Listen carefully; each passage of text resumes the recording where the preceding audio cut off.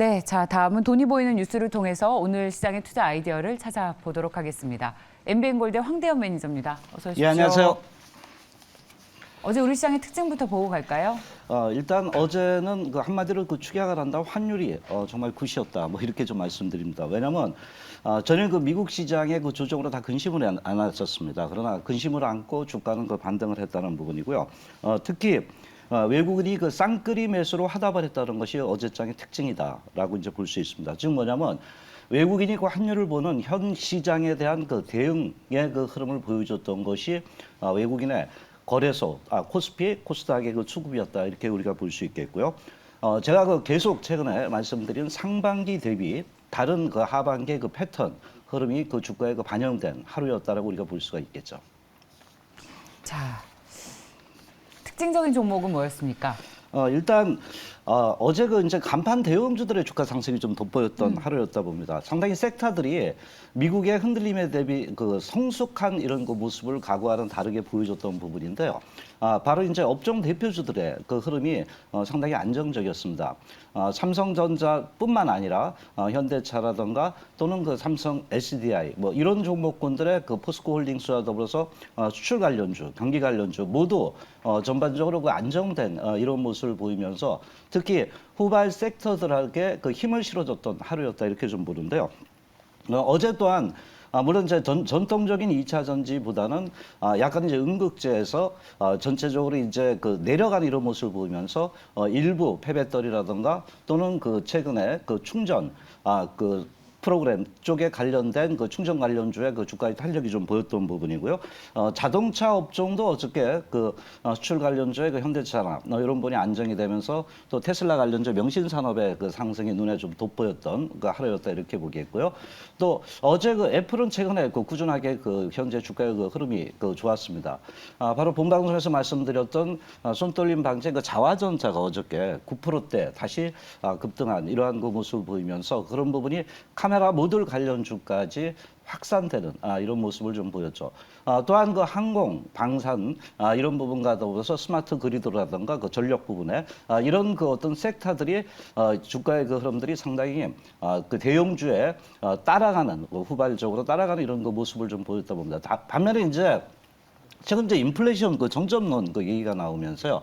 원자재 관련주는 탄력이 그렇게 보편적으로 좋지 않았던 이런 모습을 좀 보였습니다. 그래서 석유가스라든가 어제도 이제 유가 좀 하락했던 이런 모습을 보였지만 또 거기에 따른 LNG 기자재도 그동안 이제 반등에 따라서 한 템포 쉬어가는 이러한 모습을 보이면서 전반적으로 어저께 흐름을 보면은 간판 대형주들이 상당히 안정적인 모양을 이끌어 가니까 중소형 섹터들이 상당히 그동안 낙폭 큰 종목이라든가 아니면 기업의 이슈 또는 정부 정책과 맞물린 이런 섹터들의 주가 상승이 어저께 돋보였던 하루였다 이렇게 보겠습니다. 네, 자 그렇다면 오늘은 돈이 보이는 뉴스 어떤 것인지 여기서 또 탑픽 주식도 찾아봐야죠. 첫 번째 네. 소식은 뭡니까?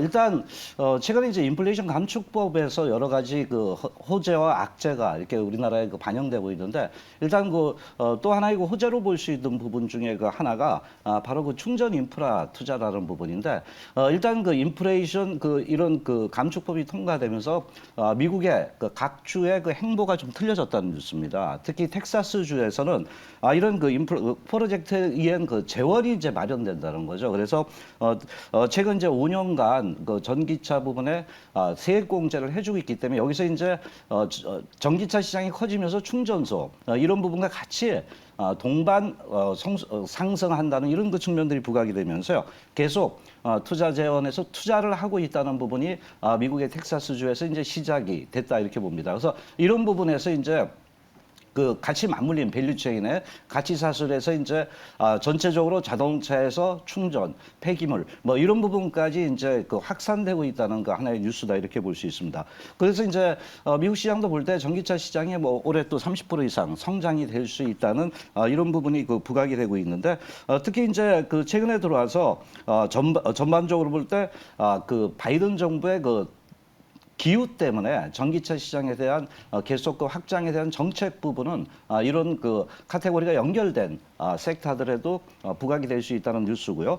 우리나라도 여기서 이제 선제적으로 규제 개혁을 갖다가 계속 하고 있습니다. 지금 200km까지 뵙기 지금 현재 그 정부에서 제안했는데 이제 400km까지 그 충전에 그 제도 개혁을 하게 된다면 상당히 충전 시간이 상대적으로 굉장히 축소될 수 있다는 이런 그 측면이 부각된다면 이제 민간 기업들도 충전소 쪽에 투자를 할 수 있다는 이런 그 내용 중에 하나거든요.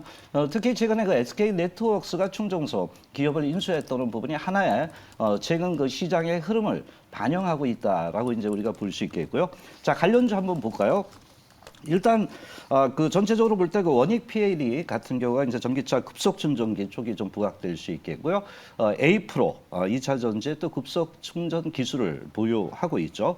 디스플레이텍도 이제 토탈 디스플레이인 그 솔루션 쪽에 충전 관련주로 좀 부각이 되고 있고요.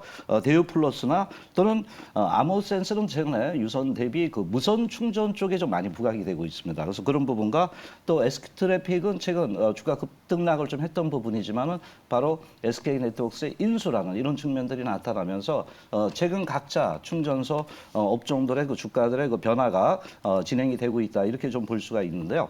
여기서 이제 한 종목 또 말씀을 좀 드리도록 하겠습니다. 바로 약간 그 중소형주인데 아모센스를 좀 말씀을 좀 드릴게요. 자, 아모센스는 이제 그 차폐시트라는 부분이잖아요. 가장 그 중요한 그 핵심 기술이다 이렇게 볼 수 있는데요.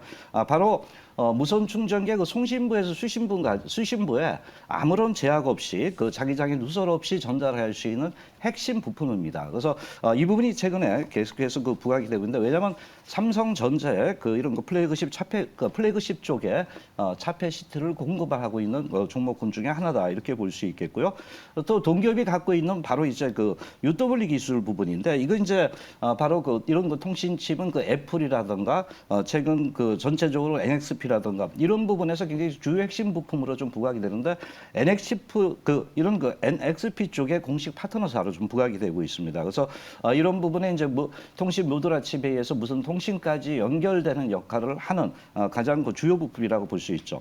특히 그 최근에 들어오면서 바로 유선 충전 대비 무선 충전이 계속 이제 또 앞으로 나가는 변화를 보여주고 있다 이렇게 좀 보는데요. 최근 현대자동차와 SK텔레콤이 정부에 계속 지금 현재 제안을 하고 있습니다. 바로 무선 충전에 대한 그 정부의 제도적인 장치를 마련해야 되는 겁니다. 왜냐하면 앞으로 이제 뭐냐면 우리가 그 드론이라든가 자동차 로봇 뭐 이런 부분에서 무선 충전의 유해인 기술이 없이는 같이 그 연결이 될 수 없다는 부분을 강조하고 있기 때문에 조만간 이런 그 충전 부분의 그 인프라 확대에 대한 정부의 이런 전체적인 정책이 좀 확산이 될 수 있다는 부분은 바로 충전 업종에 긍정적으로 부각이 될 수 있다 이렇게 좀 볼 수 있겠습니다. 그래서 최근 그 아모센스도 주가에서 볼 때 그동안 많이 빠졌습니다. 일부 종목들은 미리 떴기 때문에 제가 타이밍상 이제 낙폭가대에서 이제 그 조금 흐름의 어떤 변화를 볼 수 있는 이런 그 종목군 중에 하나다 이렇게 볼 수 있는데 매매 전략을 좀 말씀을 좀 드린다면은 아모센스는 일단은 한 15,100원대 전후에 그 접근을 좀 할 필요가 있겠고요. 약간은 이제 이렇게 그 분할 매수 쪽입니다. 항상 이런 부분이고 목표가는 16,900원대, 손절 라인은 13,900원대로 접근을 하시면 되겠습니다. 네, 자 무선 충전 관련한 인프라 투자 아모센스 소개를 해주셨습니다. 2차 전지 주식들이 굉장히 잘 가는데 네. 함께 좀 종목이 확장이 됐으면 좋겠어요. 네, 네. 아모센스와 같은 그런 충전 관련 기업들도요.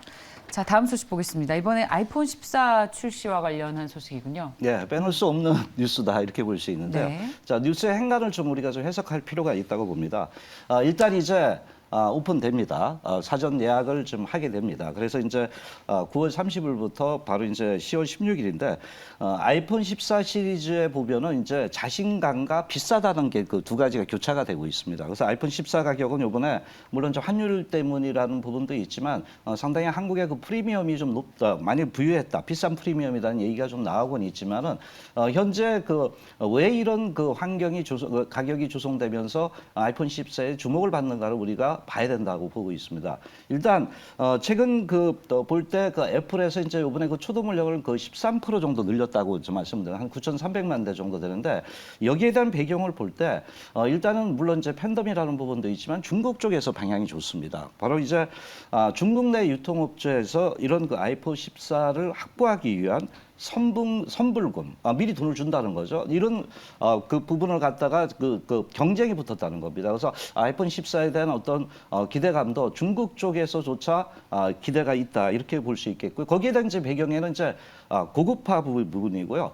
소비자의 어떤 취향을 갖다 과연 끌어들일 수 있느냐. 그 소프트 쪽에 이제 그 상당히 아이폰 쪽은 그 팬심이 굉장히 강한 편인데 이쪽에서 한 단계 업그레이드 되는 부분이기 때문에 소비자의 니즈에 어느 정도 부합한다는 측면들이 좀 부각이 되고 있다 봅니다. 그래서 최근에 우리가 이 자리에서 계속 말씀드렸던 자아전자라든가 최근 하이비전 시스템 이런 종목군들이 주가들이 상당히 아이폰 14와 맞물리면서 주가 상승이 탄력이 크다라고 이제 우리가 볼 수가 있겠죠. 관련주를 좀 본다면 이제 뭐 BH도 당연히 있겠고요. 또 그 바로 이제 그 FPCB 쪽이죠. 자화전자는 OIS라고 그랬잖아요. 제가 손떨림 방지. 왜냐하면 소형화가 되기 때문에 카메라 모듈이 거기서 이게 흔들림을 방지할 수 있는 기술이 더욱더 중요해졌다는 부분을 강조했던 부분이고요. 하이비전 시스템, 카메라 모듈 장비 업종이다 이렇게 말씀드렸고요.